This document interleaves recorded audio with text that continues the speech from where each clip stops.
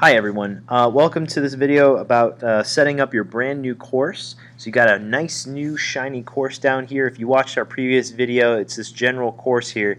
You got a master course and you've got a derivative course. This course is what you use to assign to specific periods. This is the one you're actually going to be putting students in. You don't put students in your master course. However, you do put assignments and you do set up your overall courses here in your master course, and whatever setups or changes you do here filter down to all the other courses that you've made up. So in order to get into settings, you're going to have to click a couple buttons. First, you're going to click on this pencil here that says Editor. And then when you do that, you come to the Editor panel. You're going to see this quite a bit, especially if you're going to make assignments and adjust things in your course.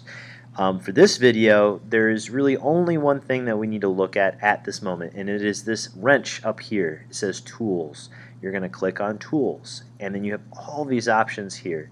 The really important option to look at is Course Settings. So let's take a look at Course Settings. When you get here, let's take a look at the general information box at the top here. First, check and make sure your course title is correct. The course title here is a little long, so it's going off here. Yep, that's correct. This term here is empty, so I'm going to add the term just to make sure that my term is connected to this course. Check your start and end date. So the start date, that's correct. My end date, that's correct. And then if you want, you can put a picture on your course. So if you notice here, in my courses, I have the AP symbol here for my AP course. I've got a nice little picture of mountains and a lake here. This is where you do it. So you will click the plus and choose a file from anywhere inside your computer, and it will then upload the photo to there now. I'm going to leave it nice and boring for now, so I'm going to click cancel. Before we leave this box, there's one thing I strongly encourage you to click. You really want to click on this button. Use agendas in this course. Agendas are a place where daily you can leave a place for students to look to on the course calendar to see what are we doing for that day. If you don't check this box, students are going to have a hard time knowing what they do from day to day. If you have a different way of wanting to teach your course, you can have this box not clicked. But just to keep it consistent, if you're a new teacher at a new tech school, I highly recommend that you click this button. Alright, our next thing we're going to look at is our gradebook options. So here in this box here we have our gradebook options. Passing score. So this is going to be useful if you have any kind of quizzes. You can do online quizzes through Echo. What is considered a passing score? Basically, you want to ask yourself how much of the material of an assessment do you think a student should know if they are going to have mastered or be proficient at that subject that they're taking an assessment in. By default, it puts it at 70. The professional choice is in your hands if you want to change it. That is an option. You can change your grading scale here from A, B, C, D, F to A+, A-, or pass, fail. If you are working for Akron schools, I would say leave it on here because we actually do not have an A+ option. Course grade view. Right now, this points box is left blank, and you can click on it, which means students will see how much points they have and their percentile. I'm going to leave it blank for now. It's actually going to check automatically when I show you another feature. But you can check that or leave it blank if you want. You can also have students show letter grades and the minutes they spend. And you can actually tell them how long have you been spending doing assignments on Echo. I caution you on checking all of these. That is a lot of information overload both for you and for your students. So I would say take some time to think critically what is the most essential information to show them that can tell you a lot all at once. I think points and percent is more than enough information for you to break down things. Again, it's your choice, but just beware of information overload. We're now going to come over here to this box that says multi-outcome scoring. If you're a new teacher to Bookdale CLC, you are required to do multi-outcome scoring. So to do that, you need to click Enable Multi-Outcome Scoring. You're going to have this big box that pops up, and you have these 5 different categories. These are ways that we grade our students. So we don't just give our students straight up A, B, C, D, F. We give them A, B, C, D, F depending on what exactly we are trying to assess. Because in our 21st century society, there are different ways of being successful. So we have an agency outcome, which is the ability to develop and reflect on a growth mindset as well as demonstrate ownership over one's learning. I would recommend reading the rest of these. I'm not going to use the video time to read every single one of them. But they describe what exactly is about this outcome that you're grading. Now, not all these outcomes are the same. So the ability to collaborate with others has a different weight to it than knowledge and thinking. Knowledge and thinking is like the real meat of what you're doing in your class in terms of understanding facts and skills. Same with our comms here, oral communication and written communication. An agency is more of a behavioral grade. How well is a student being a student in your class? So we're going to click Done here.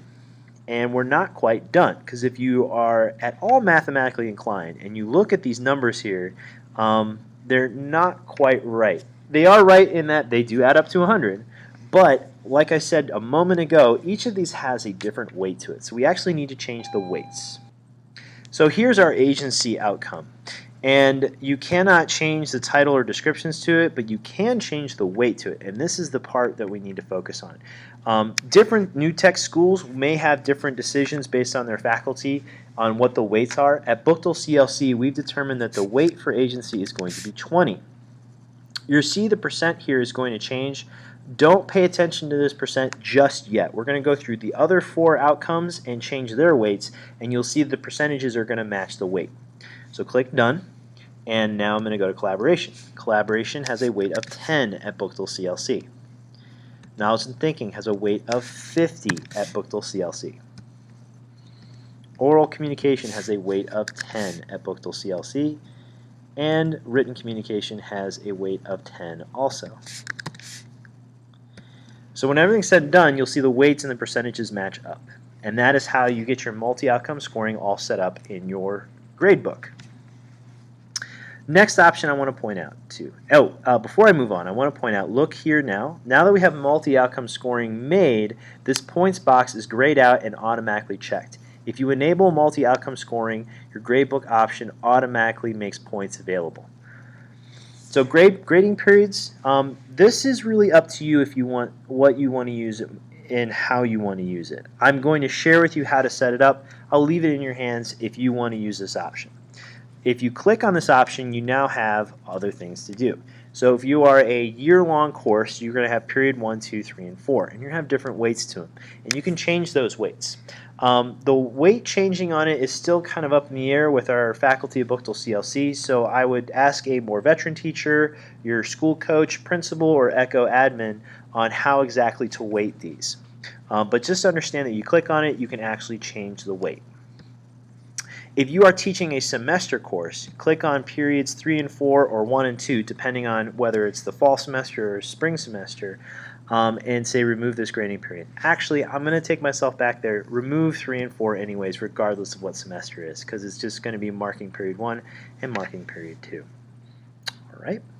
So after that, there's some other options here. I'm not going to use a beginning kind of video to talk about these options, but understand that they're there and that there are other videos that are going to go further in depth about what these options can do. Alright, so you're going to click Save. Make sure you don't click X. If you click X, you lose all of the things that you've already done. But click Save. And it looks like nothing happened, but now you have a lot of stuff set up in the background. So now that your settings have been made in your course, there's a few other things that you should do as best practice before you start adding students to your course and adding any assignments to your course. You're going to go back up to this monkey wrench, and I want to share with you course links.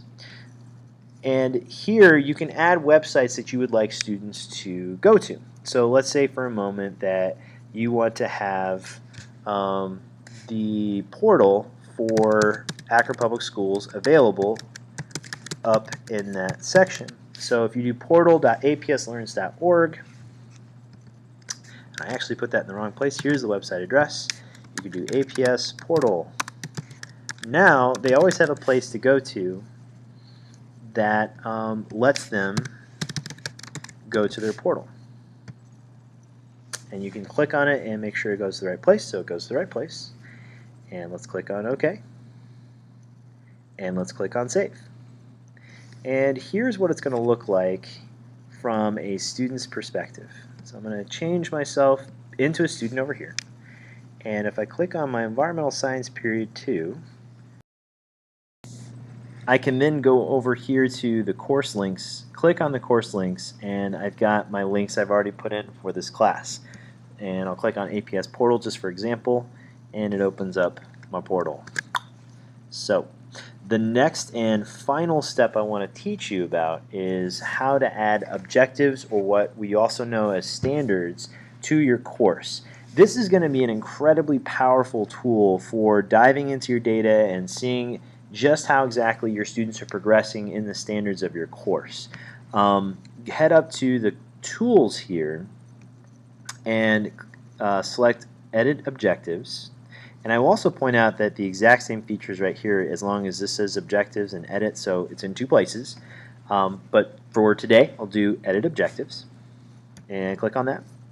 You're going to want to import objectives. Echo already has preloaded your standards. I won't guarantee for everybody, but a lot of standards are already loaded in. So click on Import. And when you first click on it, it should say Common Core State Standards. Mine showed up as Ohio. So click on Ohio, and you'll see all the learning standards are there. So you've got English, financial literacy, foreign language, math, physical education, library, science, social studies, technology, the arts.